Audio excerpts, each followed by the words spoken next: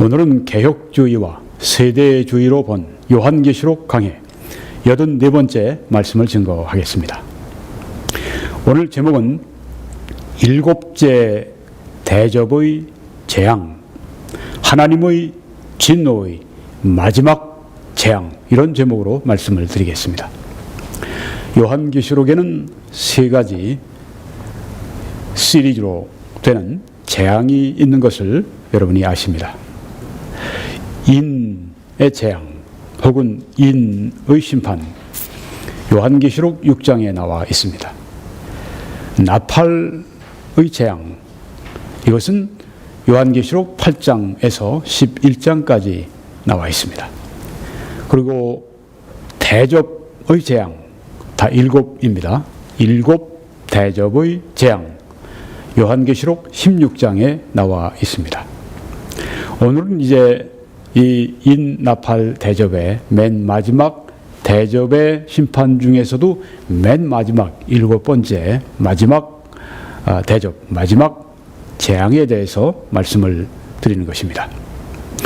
요한계시록 15장 1절에 보니까 또 하늘에 크고 이상한 다른 이적을 보매 7 천사가 7 재앙을 가졌으니 곧 마지막 재앙이라. 여기에 마지막 재앙, 7 대접의 재앙을 말씀하고 있습니다. 이것을 마지막 재앙이라고 이렇게 성경에 말씀합니다. 하나님의 진노가 이것으로 마치리로다. 하나님의 마지막 그 진노의 표현, 7 대접, 7 대접의 재앙을 말씀드립니다. 마지막 재앙, 7째 대접의 심판, 이것은 역사상 최악의 재앙입니다. 그리고 가장 완전하고 참혹한 그런 재앙입니다. 본문 말씀을 제가 받들어서 읽겠습니다. 요한계시록 16장 17절로 21절 말씀입니다.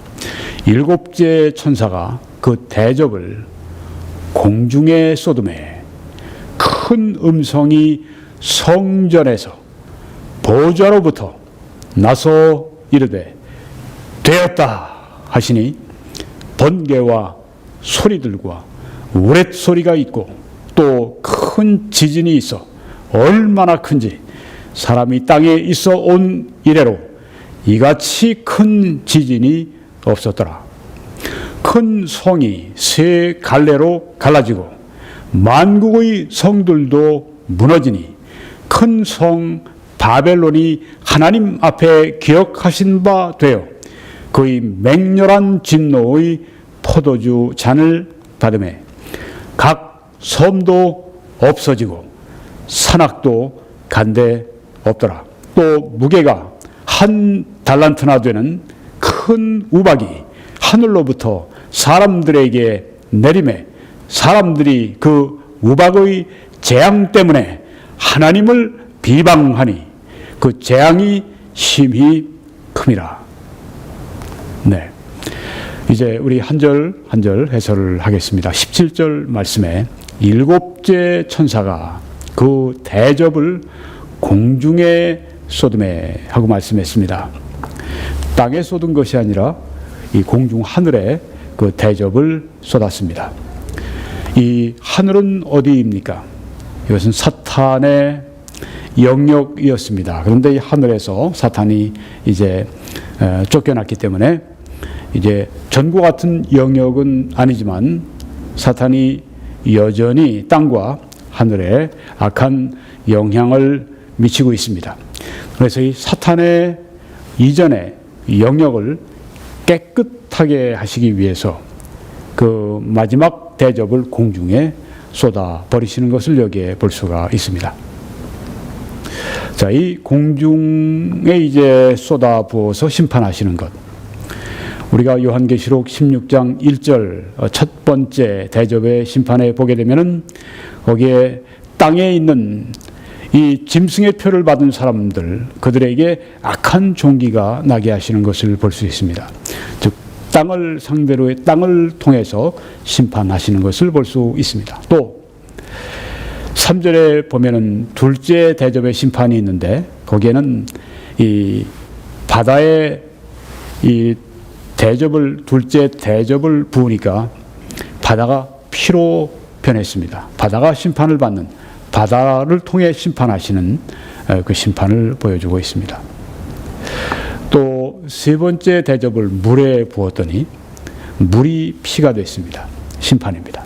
네 번째 대접을 이제 부었더니 해가 아주 강렬한 그런 열을 발산을 해서 이 사람들을 태웠습니다. 네, 해를 심판하시고 또 해를 통해 심판하시는 것을 보여주고 있습니다. 그리고 오늘 이 본문 말씀에 일곱 번째 대접을 하늘에 쏟아서 하늘을 심판하시고 또 하늘을 통해서 심판하시는 것을 보여주고 있습니다. 네, 계속 이 말씀을 인용을 하겠습니다. 일곱째 천사가 그 대접을 공중에 쏟음에 하나님의 큰 음성이, 여기에 성경에는 큰 음성이라고 그렇게 말씀이 되어 있습니다. 하나님의, 그건 제가 집어넣은 것입니다. 왜냐하면 성전에서 보좌로부터 나는 큰 음성이기 때문에 이것은 하나님의 큰 음성인 것입니다. 그래서 이 큰 음성은 누구의 음성인가? 성전으로부터, 성전의 보좌로부터 나온 아주 큰 음성, 이것은 바로 하나님의 음성이라고 하는 것입니다. 음성이 되었다 이렇게 말씀하셨습니다. 되었다 하시니, 되었다 하는 것은 이 멸망의 아주 절정을 선언하시는 것입니다. 되었다, 멸망의 선언을 여기에 하시는 것입니다. 여기 되었다고 하는 것은 완료형인데요, 이것은 지속적인 결과를 가져오는 완성된, 완료된 행동을 말합니다. 완료가 됐는데 이제 그 행동이 완료된 것으로 말미암아 지속적인 결과를 가져온다고 하는 것입니다. 이것은 요한복음 19장 30절에 이 말씀과 동일합니다. 다 이루었다 하시고, 예수님이 십자가에 못 박혀 죽으시면서 내가 다 이루었다 하시고 머리를 숙이니 그 영혼이 떠나가셨다고 말씀을 했습니다. 영혼이 죽으신 것이 아닙니다.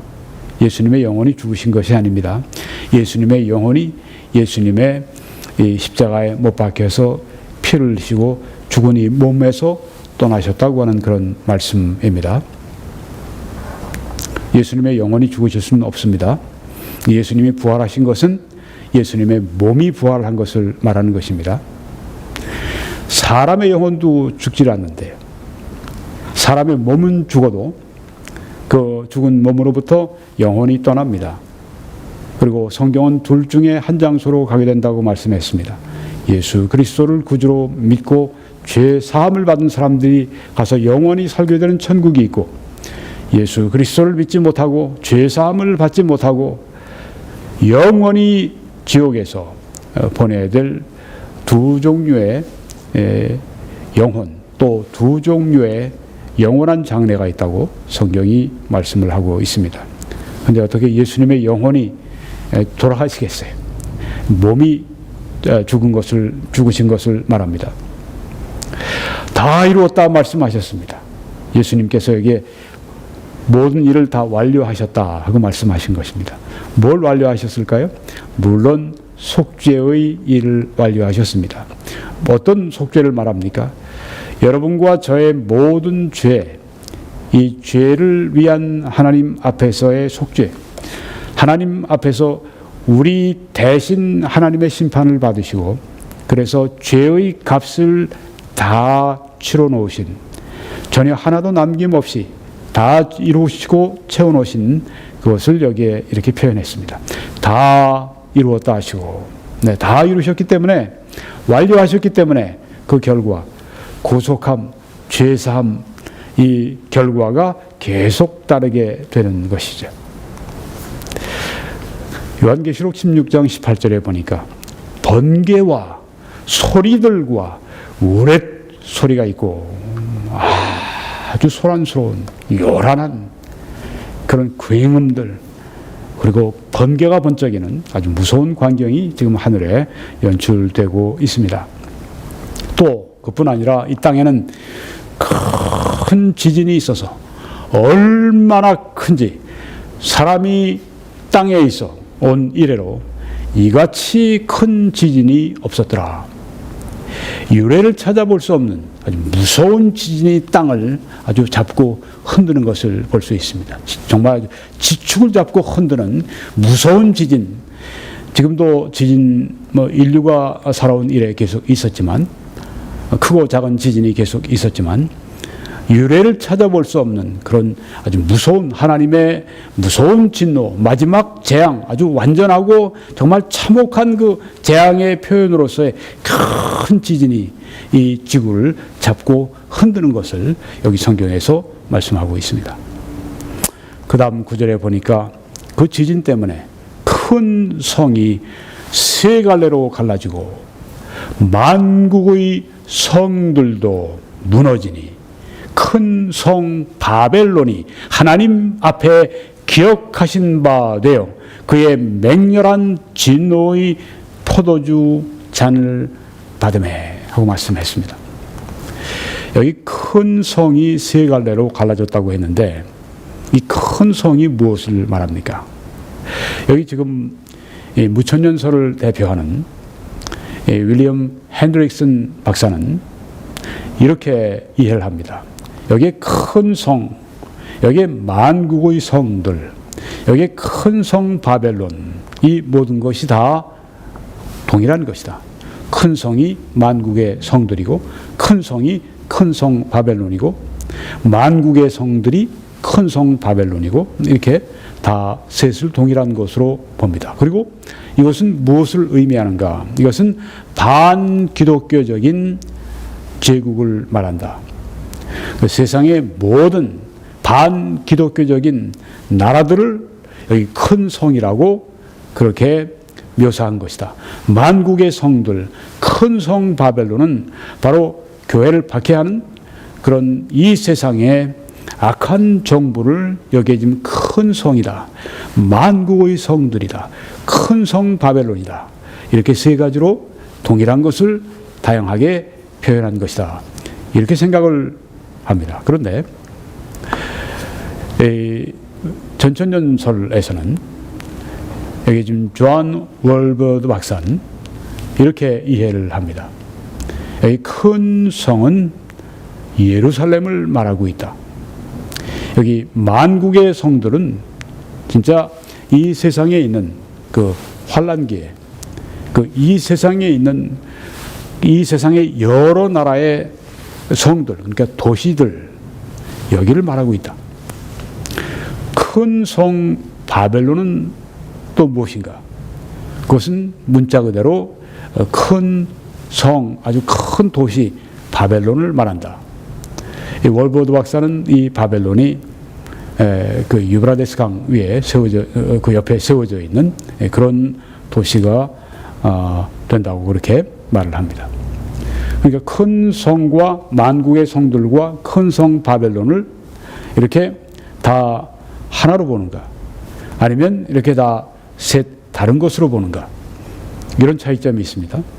셋으로 보는 것은 이거 다 비유한 것으로 보기 때문입니다. 큰 성, 그렇다고 뭐 아주 큰 어떤 이 큰 도시, 큰 성, 이걸 말하는 것이 아니라 그것은 교회를 박해하는 그런 나라들을 말한다. 비유로 보는 것입니다. 상징으로 보는 것입니다. 그런데 여기에서는 이 전천년설에서는 문자적으로 성경을 해석을 하니까 큰 성은 예루살렘을 말한다. 앞에 우리가 보게 되면 예루살렘인 것을 볼 수가 있습니다. 또 만국의 성들은 여러 나라의 성들을 말한다. 큰 성 바벨론, 그건 그거대로 또 바벨론을 말한다. 이렇게 본다고 하는 것입니다. 자, 그러면 이제 이 큰 성, 이 세 갈래로 갈라지고 이 큰 성 예루살렘이 세 갈래로 갈라졌다고 하는 말씀이 여기에 나옵니다. 자, 이제 우리가 문자대로 이 성경을 이해합니다. 큰 성 예루살렘이 세 갈래로 지금 갈라졌습니다. 큰 지진에 나서 영향을 받은 것인데, 여기 예루살렘은 이전에 지진으로 심판을 받았는데, 여기서 예루살렘은 지진으로 심판을 받는 것이 아니라 오히려 우리가 이 말씀을 쭉 읽어보게 되면은 오게 될, 곧 예수님의 재림 이후에 오게 될 천년 왕국을 위해서 여기 예루살렘의 지형이 바뀌는 것을 볼 수가 있습니다. 예루살렘은 여기에 지진으로 말미암아 심판을 받는 것이 아니라, 여기 예루살렘은 지진으로 말미암아서 오히려 예수님이 다스리시게 되는 천년 왕국을 위해서 그 지형이 그렇게 준비가 되는 그런 것을 볼 수가 있습니다. 이렇게 문자적으로 성경을 해석하는 이 전천년설을 믿는 분들이 그렇게 이해를 합니다. 자, 그러면 그때 예루살렘에 어떤 지형적인 변화가 있는가? 오늘 요한계시록을 떠나서 스가랴 14장 4절에 보게 되면 이런 변화가 생깁니다. 그날에 그의 발이, 즉 예수님께서 재림하시는 그날에 예수님의 발이 예루살렘 앞 곧 동쪽에 서실 것이요 하고 말씀을 했습니다. 여기 동쪽은 어디냐 하면은 여러분이 오른쪽으로 보이시는 이 언덕, 그 산, 별로 크진 않지만 그 산이 바로 감람산입니다. 여러분이 그 왼쪽으로 보이는 곳이 지금 저쪽이 보이지 않지만 거기 예루살렘, 구 예루살렘, 뭐 다윗이나 뭐 사울이나 뭐 솔로몬 그 시대 그 예루살렘, 그 예루살렘입니다. 그의 발이 예루살렘 앞, 네, 그러니까 오른쪽으로 곧 동쪽 감람산, 지금 여러분이 보시고 있습니다. 감람산에 예수님의 발이 서신다고 말씀을 했습니다. 물론 이것을 문자적으로 이해할 때 문자 그대로 믿는 것이죠. 예수님의 발이 그날 재림하실 때 예루살렘 앞 곧 동쪽 감람산에 서실 것이요. 감람산은, 예수님의 발이 감람산을 이제 닿았을 때 감람산은 그 한가운데가 동서로 갈라져서, 여기 동서로 이렇게 동과 서로 갈라지는 것을 볼 수 있습니다. 제가 여기에 지금 노란 이 막대를 거기에다가 집어넣었습니다. 네, 동서로, 동과 서쪽으로 이렇게 이 감람산이 갈라집니다. 여러분이 보시는 그 오른쪽에 보이는 그 산이 동과 서로 이렇게 이 방향으로 이렇게 갈라지게 됩니다. 매우 큰 골짜기가 되어서, 갈라지니까 매우 큰 골짜기가 되어서 산 절반은 북으로, 절반은 남으로 옮기고, 이렇게 말씀했습니다. 예수님이 오실 때, 예수님이 발을 이제 감람산 위에 디디실 때, 그때 이 동과 서로 이 감람산이 나뉘어서 절반이 북쪽으로 또 나머지 절반이 남쪽으로 이렇게 옮겨지는 지형적인 변화가 나타나는 것을 여기에 말씀하고 있습니다. 스가랴 14장 8절에는 그날에 생수가 예루살렘에서 솟아나서 하고 말씀했습니다.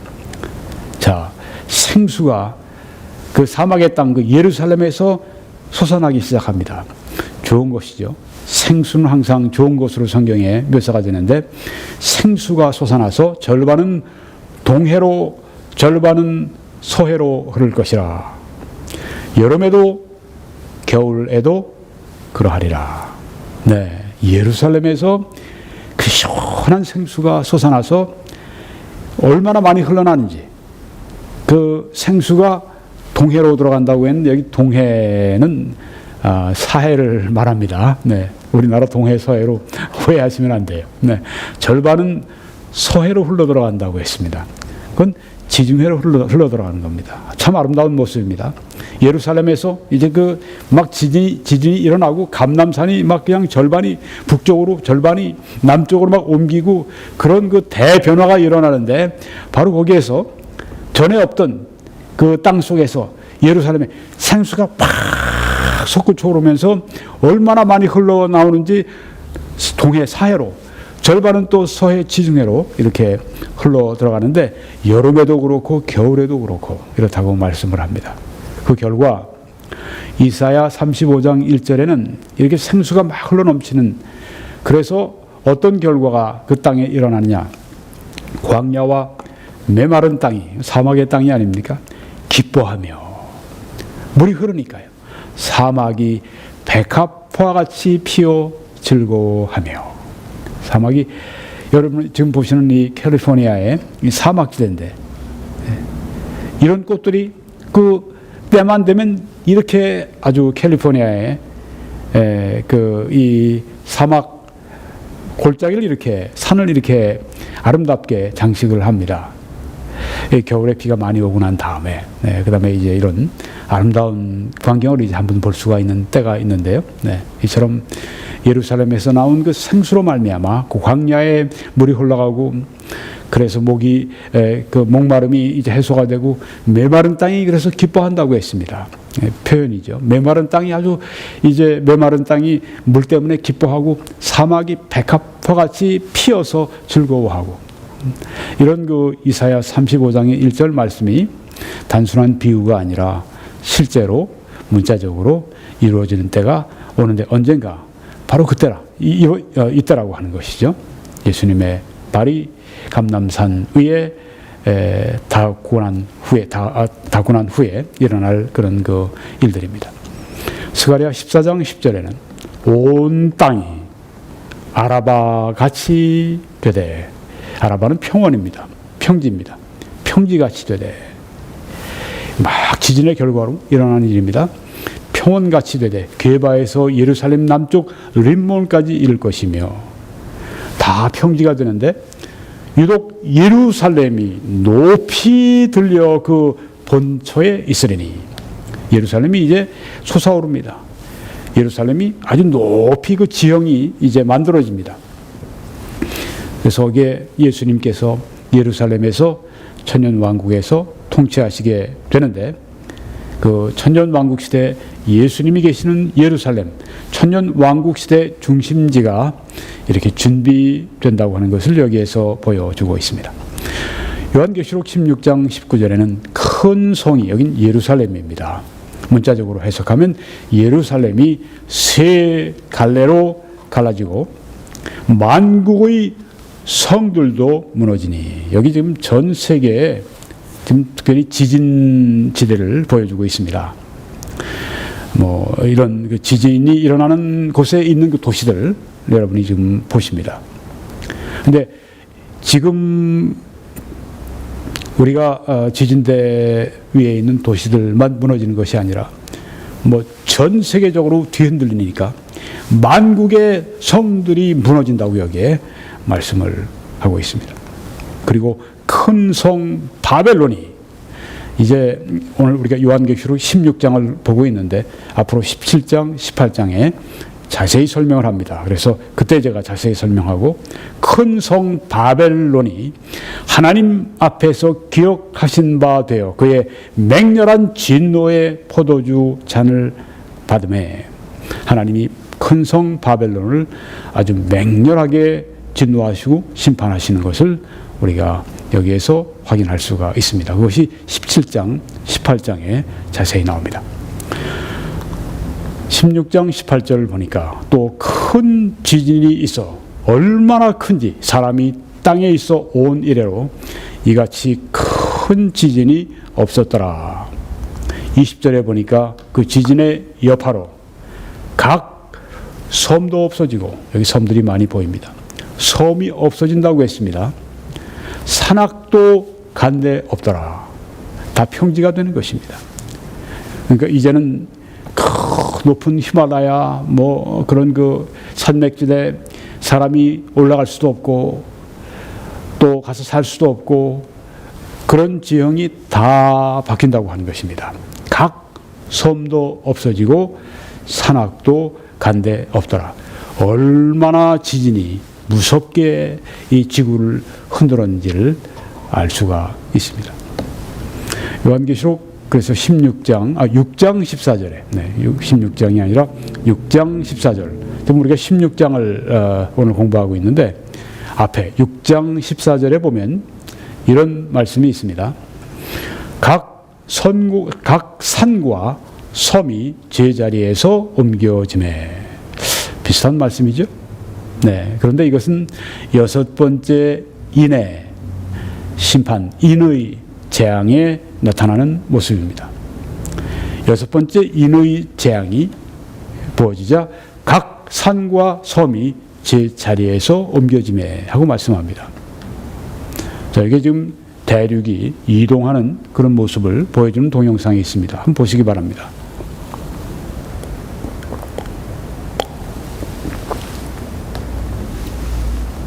원래 이제 대륙이 하나였었는데 오랜 세월을 지나면서 이렇게 그 대륙이 나누어졌다. 대륙 이동설에 관한 그 동영상인데요. 여기에 지금 대륙들이 막 이동합니다. 여기에 지금 이 각 섬과 산악과 섬이 막 제자리에서 옮겨지고 이런 것들은 지금 여기에서 이 오랜 세월이라고 여기선 대륙 이동설은 말하는데 아주 짧은 시간 동안에 이루어지는 초자연적인 그런 현상인 것을 말하고 있습니다. 네, 그러면 이 두 말씀을 비교해 보면 각 산과 섬이 제 자리에서 옮겨짐에 요한계시록 6장 14절 말씀입니다. 그런데 요한계시록 제가 잘못 적었는데 16장 20절입니다. 각 섬도 없어지고 산악도 간데 없더라. 자, 지금 그 앞에 6장 14절 여섯째 인의 재앙에는 각 산과 섬이 제자리에서 옮겨진다고 말씀을 했습니다. 그런데 오늘 일곱째 대접의 이 재앙은 각 섬도 없어지고 산악도 간데 없더라고 말씀을 했습니다. 비슷하죠. 자, 그래서 이것을 윌리엄 핸드릭슨 박사는 이렇게 비유적으로 해석을 합니다. 여기에 각 섬이, 각 산이 제자리에서 옮겨지고 각 섬도 없어지고 산악도 간데 없더라. 이 말씀은 악인을 위한 하나님의 진노의 날에 공포를 상징한다. 그렇게 해석을 합니다. 이것이 이제 문자 그대로 산과 섬 이런 것이 아니라 이것은 하나님의 심판의 진노의 그 두려움, 공포를 상징한다. 막 산과 섬이 막 옮겨지고 이건 공포를 상징하는 것이다. 이렇게 상징으로 보는 것입니다. 이 비유로 이해합니다. 그런데 이제 또 이런 말도 합니다. 이 시대의 마지막 때에 있을 철저한 천체의 옮김과 우주의 새롭게 함을 부인하지는 않지만 또 이런 말을 합니다. 조금 전에 이게 지금 이 섬이 막 산이 막 그냥 제자리에서 막 옮겨지고 섬이 없어지고 산악도 없어지고 막 이런 현상을 악인을 위한 진노의 날에 공포를 상징한다. 두려움을 상징한다. 그렇게 말을 했는데 또 그 다음에 보면 이런 말을 또 합니다. 이거는 이 시대의 마지막 때에 있을 뭔가 큰 사건이다. 네. 문자적인 면도 있다. 아주 철저하게 천체들이 막 옮겨지고 우주가 막 새롭게 되고 새하늘과 새 땅을 창조하시는 그때 지금 이 현상을 말하는 것입니다. 그러니까 이런 그 어떤 그 자연적인 이런 큰 변화들 이걸 부인하지는 않는다. 또 이런 말을 합니다. 그렇지만 문자 그대로 수용하지는 않는다. 예, 조금 혼돈이 좀 있습니다. 네, 이걸 비유로 여기에서 얘기를 했는데 공포를 상징한다. 그런데 이제 이런 자연적인 현상들은 있다. 아주 굉장히 놀라운 그런 이 자연 현상들이 나타날 것이다. 네, 문자 그대로 수용하지는 않는다. 굉장히 좀 그 애매모호한 그런 면이 있습니다. 그런데 이제 이 문자 그대로 이 성경 말씀을 수용하는 이 전천년설에서는 이 문자 그대로 그렇게 된다. 각 산과 섬이 제자리에서 옮겨진다. 또 각 섬도 없어지고 섬이라고 하는 것은 결국은 이 바다 속에 있는 산의 꼭대기인데요. 그것이 이제 물에 조금 드러난 것뿐인데 모든 산들이 다 평평하게 되고 실제적으로 이런 현상이 성경 말씀한 그대로 나타난다. 이 존 메가더 박사 같은 분은 6장 14절에 각 산과 섬이 제자리에서 옮겨진다. 그때부터 시작을 해서 이제 요한계시록 16장 20절에 각 섬도 없어지고 산악도 간데 없더라. 이렇게 이 말씀으로 이어진다. 그래서 끝이 난다. 이렇게 또 이해를 합니다. 자, 16장 21절에 보니까 또 무게가 한 달란트. 한 달란트면 무게가 파운드로 하면 90 내지 135파운드입니다. 키로로 하면 56에서 85kg 정도가 됩니다. 우박이 얼마나 큰지, 얼마나 무거운지, 이게 한 7, 80kg 가는 그런 그 무게가 되는 우박이라고 생각해 보십시오. 이게 하늘로부터 사람들에게 떨어진다고 하는 것입니다. 어떤 뭐 지하실이나 혹은 뭐 어떤 그런 그 특별히 그 보호가 되는 공간에 있지 않다면 이런 거 맞았다가 즉사하죠. 여러분 왼쪽에 보시면 우박이 하나가 있는데 그 지름이 6cm나 됩니다. 지름이 6cm 정도면 야구공만 하죠. 예, 저런 크기의 이 우박 맞아 보신 적 있으세요? 아마 대부분 사람들이 그런 경험이 없을 겁니다. 그런데 이런 우박도 있습니다. 자, 여기에 보게 되면은, 네, 먼저 제가, 보여드리죠. 네. 이런 우박이 있습니다. 실제로. 2010년, 7년 전에, 7월 23일에, 지금도 뭐 7월, 오늘 19일이니까 거의 7년, 꼭 7년 전이네요. 미국의 사우스 다코타에서, 여러분이 보시는 저 실제의 우박이 떨어졌는데, 이게 길이가 아까는 8cm를 보여드렸는데 20cm에 20cm. 뭐 축구공보다 조금 작을까요? 뭐 그만한 그 사이즈의 이런 그 우박이 실제로 떨어졌다고 하는 겁니다. 이게 거의 0.88kg니까 뭐 거의 1kg. 1.94파운드는 게 거의 2파운드가 되는, 네. 20cm, 지름이 20cm가 되는 이런 그 우박이 실제로 이 지구상에 떨어진 때가 불과 7년 전에 그런 일이 있었습니다. 네. 자, 그런데 이 우박, 이 큰 우박이 하늘로부터 사람들에게 이제 떨어져 내리는데요. 이 우박은 무엇인가? 비유로 물론 해석을 하죠. 이 무천년설에서 핸드릭슨 박사는 큰 우박은 바로 이것을 상징한다. 하나님의 심판을 상징한다. 그런데 어떤 심판이냐? 최종적인 심판이다. 또 완전한 하나님의 진노의 토로, 진노를 표현하는 것이다. 진노를 표출하는 것이다. 큰 우박, 이것은 다름이 아니라 하나님이 아주 최종적으로 완전한 하나님의 진노를 표현하시고 표출하신 것이다. 이것을 지옥 심판이다. 또 이렇게 이해를 합니다. 제가 그 해석을 보면서 좀 의문점이 들었던 건 뭐냐 하면, 이 지옥은 불과 유황으로 타는 못이라고 말씀을 성경에 표현을 했는데, 왜 그 물과 관련되어 있는 큰 우박으로 또 이렇게 표현을 했을까? 성경에. 잘 그 조화가 안 됐습니다. 이 큰 우박을 그 지옥 심판으로 그렇게 표현한다면 불과 유황으로 타는 못은 또 완전히 이게 서로 그 상반되는 개념 같은 느낌이 든단 말이에요. 저 느낌입니다. 네. 하나님의 심판의, 그 지옥 심판의 상징으로 큰 우박을 그렇게 비유로 보고 있는데, 전천년설은 어떻습니까?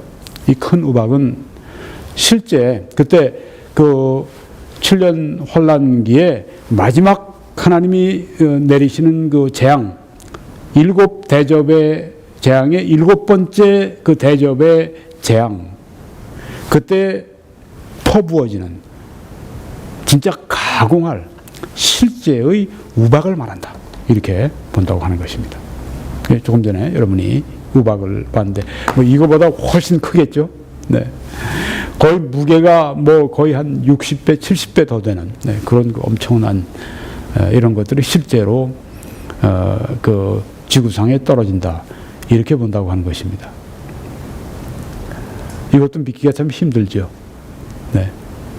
아까 그 큰 우박이 지옥의 심판으로 비유하는 것도 참 의아하고, 이렇게 정말 그 어마어마한 이런 그 우박이 떨어지는 것을 또 그 실제로 그렇게 믿는 것도 어떤 사람들에게는 쉽지 않을 겁니다. 그렇지만은 하나님이 하신 일인데요.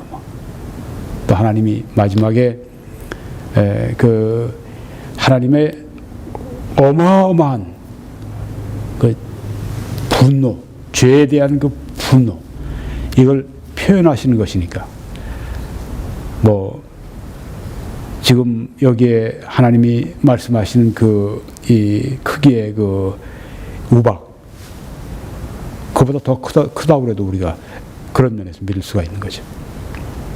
사람들이 그 우박의 재앙 때문에 하나님을 막 비방을 합니다. 왜 이런 것을 우리 인간들에게 이런 우박을 하나님이 왜 내리시냐고 막 화를 냅니다. 재앙이 심히 큽니다. 다 절단나죠. 뭐 아까 이 야구방망이만 같은 그 우박이 때려도 자동차 유리창은 다 깨집니다. 뭐 본네트 같은 거 상할 수도 있어요. 그런데 지금 여기 성경에 말씀한 7, 80kg짜리 우박이 막 떨어지면 자동차 이거 뭐 아주 완전히 종이 그 만든 자동차처럼 완전히 그냥 구겨지고 부서지겠죠. 또 논밭에 있는 모든 작물들 이거 완전히 다 그 망치겠죠. 재앙이 심히 큽니다.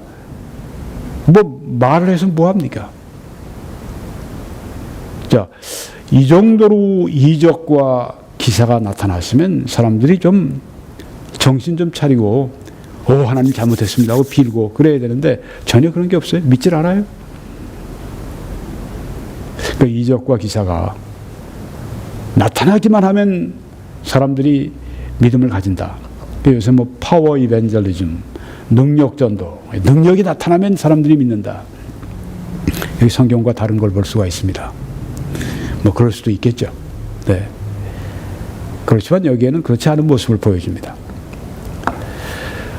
또 이런 재앙을 받는데도 불구하고, 이런 심판을 받는데도 불구하고 하나님을 비방하는 이 영혼들은 어떤 상태에 있는가? 이제는 회개할 수 없는 상태에 이른 사람들을 말한다. 사탄에게 자기 영혼을 맡겨버렸어요. 사탄에게 자기 영혼을 팔아버렸습니다. 회개할 수가 없습니다. 무서운 상태입니다. 지금도 이 지구상에는 그런 사람들이 있습니다. 이젠 더 이상 믿을 수 없는,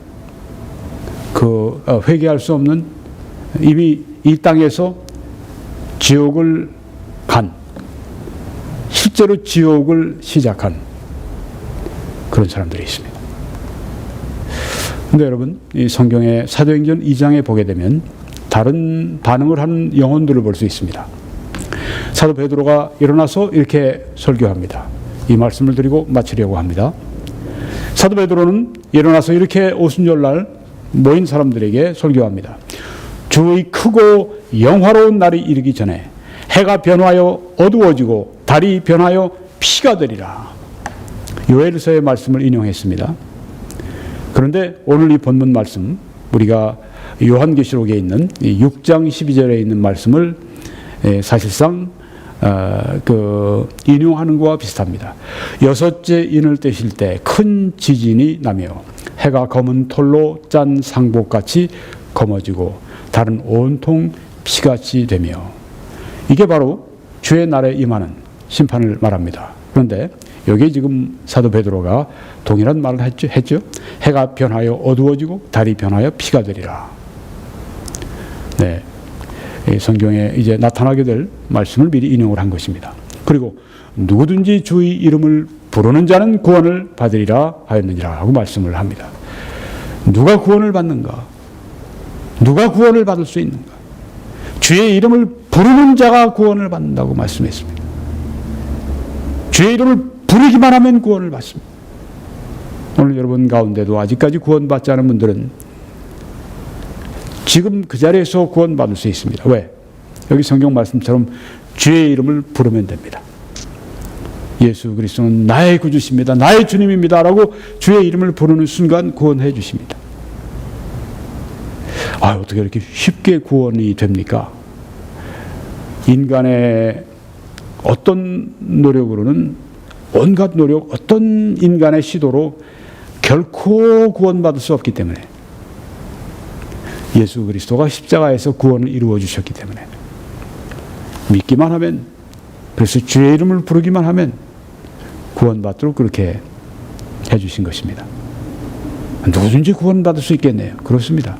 누구든지 주의 이름을 부르는 자는 구원을 받으리라고 말씀하셨기 때문입니다. 그래서 십자가에 예수님과 함께 못 박혔던 강도 한 명도 주여 당신의 나라에 이를 때 나를 기억해 주십시오 하고 주의 이름을 불렀습니다. 그때 예수님께서 오늘 네가 나와 함께 낙원에 있을 것이다.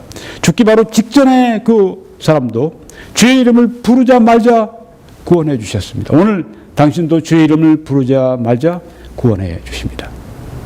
이게 하나님의 약속입니다. 하나님의 말씀입니다. 믿기 어려운데요. 네, 믿기 어려운 하나님의 말씀입니다. 믿으시면 됩니다. 왜요? 성경에 약속하셨으니까. 누군지 당신도 주의 이름을 부르면 구원을 받는다고 성경에 말씀했기 때문입니다.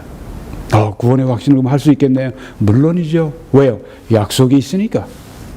내가 뭐 믿음이 강하고 내가 뭐 스스로가 뭐 그렇게 믿고 싶어서가 아니라 누구든지 주의 이름을 부르는 자는 구원받는다고 말씀하셨기 때문에 우리가 그 말씀대로 믿는 것입니다. 자, 그 다음에 말씀에 너희가 십자가에 못 박은 이 예수를 하나님이 주와 그리스도가 되게 하셨다. 이렇게 사도 베드로가 설교했습니다. 예수님은 우리 영혼의 주인이십니다. 구주이십니다. 그리스도, 이것은 사명을 띠고 오신 분이라는 뜻인데, 그리스도는 우리를 구원하시기 위해 십자가에 피 흘려 죽으심으로 우리를 구원하시기 위해 오신 우리의 구주십니다. 그분을 부르라고 하는 겁니다. 그분을 믿으라고 하는 겁니다. 믿으라는 말씀은 달리 얘기하면 부르라는 말씀입니다. 부르는 것입니다. 예수님 나의 구주이십니다. 내가 오늘 예수님을 나의 구주로 믿습니다. 그게 바로 부르는 것입니다. 그들이 이 말을 듣고, 이런 복음 전도의 말씀을 베드로로부터 듣고 마음에 찔렸다고 했습니다. 아까는 그 조금 전에 말씀에 그 우박의 재앙을 보고 하나님을 비방하죠. 완전히 그 지옥이 그 영혼 속에 들어간 사람들입니다. 근데 여기에 다른 사람들이 있습니다. 이 사람들도 믿지 않았습니다. 이 사람들 가운데는 예수님을 십자가에 못 박아라, 못 박아라 하고 소리 지르고 고래고래 소리 지르고 그런 사람들이 이 가운데 있었습니다. 근데 그들이 이 말을 듣고 너희가 십자가에 못 박은 이 예수를, 너희가 십자가에 못 박은 예수를 하나님이 주와 그리스도가 되게 하셨다는 이 말을 듣고 마음에 찔렸습니다. 그리고 베드로와 다른 사도들에게 물어 가로되 형제들아, 우리가 어찌할꼬? 우리가 어떻게 해야 되겠는가? 우리가 어떻게 해야 구원을 받을 수 있는가? 이렇게 물어봅니다. 베드로가 이렇게 답을 했습니다. 베드로가 이르되 너희가 회개하여, 회개는 마음을 바꾸는 겁니다. 마음을 고쳐먹는 겁니다. 아주 쉽게 얘기하면.